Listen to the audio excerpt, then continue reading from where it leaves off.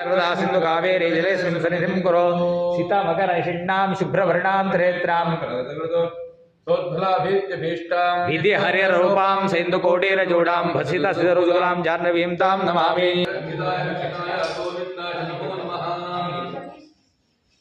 सर्वेभ्यो ब्राह्मणेभ्यो नमः स्वस्तिमस्तु।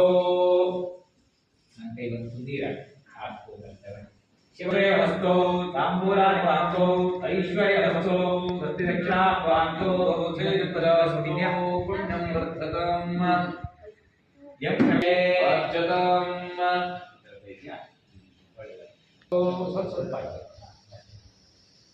बहुलेन्तास्तु पुण्यं वर्धताम् यं कृत्वा वेदकरणक्रिया शुभाशोभना प्रवर्तन्ते।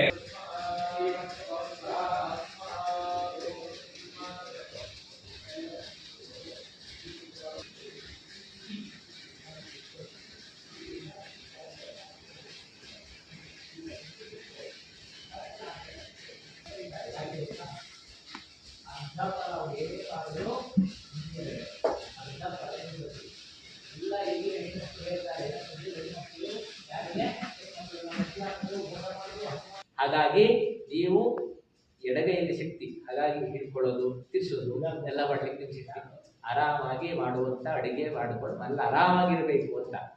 ಅಡಿಗೆ ನಡೆಸ್ಕೊಳ್ಳುವುದರಲ್ಲಿ ವ್ಯತ್ಯಾಸಗಳಾದಾಗ ಏನೇನೋ ವ್ಯತ್ಯಾಸಗಳಾಗಿ ಇವತ್ತು ಏನೇನೋ ನಾವು ಮಾಡ್ಕೊಂಡಿದ್ದೇವೆ. ಅರ್ಧ ಪುಣ್ಯದ ಫಲ ಅವರು ಮಾಡಿದ ಅರ್ಧ ಫಲ ನೀವು ಬರ್ತದೆ.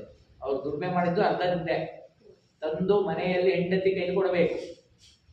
ಕೇಳಿದಾಗ ಗಂಡ ಹೆಂಡತಿ ಯಾವ ಉಪಮಾತನ್ನ ಆಡದೆ ಹಣವನ್ನ ಕೊಡಬೇಕು.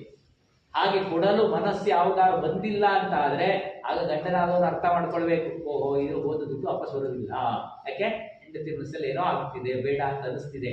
ಕೇಳಬೇಕು. ಅವಾಗ ಕೇಳಿ ಬೇಡ ಅಂತಂದ್ರೆ ಆ ವ್ಯವಹಾರದಲ್ಲಿ ನಿಲ್ಲಿಸಬೇಕು ಗಂಡನಾದವನು. ಇಲ್ಲದೆ ಹೋದ್ರೆ ಕೊನೆಗೆ ಗಂಡನಿಗೆ ಕುತ್ತಿಗೆ ಬರ್ತದೆ. ಆ ರೀತಿಯಾದ ವಿಶೇಷವನ್ನು ಅದಕ್ಕೆ ಎಲ್ಲ ದೇವತೆಗಳನ್ನ ಹೆಣ್ಣೆ ಮಾಡಿಟ್ಟಿದ್ದಾರೆ. ದುಡ್ಡಿಗೆ ದೇವರು ಯಾರು ಕೇಳ್ರೆ ಹೆಣ್ಣು, ವಿದ್ಯೆಗೆ ದೇವರು ಯಾರು ಕೇಳ್ರೆ ಹೆಣ್ಣು, ಶಕ್ತಿಗೆ ದೇವರು ಯಾರು ಕೇಳ್ರೆ ಹೆಣ್ಣು. ಯಾರು ಪಾರ್ವತಿಯನ್ನ ಅಲ್ವಾ?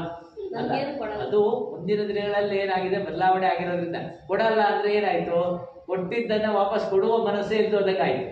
ಅದು ಏನೋ ಬೇರೆ ಇದರಲ್ಲಿ ಜವಾಬ್ದಾರಿಯಿಂದ ಖರ್ಚಾಗಿ ಹೋಗುವುದಕ್ಕೆ ಸ್ಟಾರ್ಟ್ ಆಯ್ತು. ಆಗ ಏನ್ ಮಾಡಿದ್ರು, ಕೊಡೋದನ್ನ ಬಿಟ್ರು. ಅದೆಲ್ಲ ಹಿರಿಯರು ಹೇಳಿದ ಯಾವ್ದು ತಪ್ಪಿಲ್ಲ, ಅದನ್ನ ನಾವು ಆಚರಣೆಯಲ್ಲಿ ತಪ್ಪು ಮಾಡ್ಕೊಂಡಿದ್ದೇವೆ. ಹಾಗಾಗಿ ಅರ್ಧಾಂಗಿ ಅಂತಂದ್ರೆ ಅರ್ಧ ಫಲ ಅಂತ. ಹಾಗೆ ನೀವು ಪುಣ್ಯ ಮಾಡಬೇಕು ಅಂತಿಲ್ಲ, ಅರ್ಧ ಫಲ ನಿಮಗೆ ಬರ್ತದೆ. ನೀವು ಪಾಪ ಮಾಡುವಂಗಿಲ್ಲ, ನೀವು ಪಾಪ ಮಾಡಿದ್ರೆ ಅರ್ಧ ಫಲ ಅವ್ರಿಗೆ ಬರ್ತದೆ.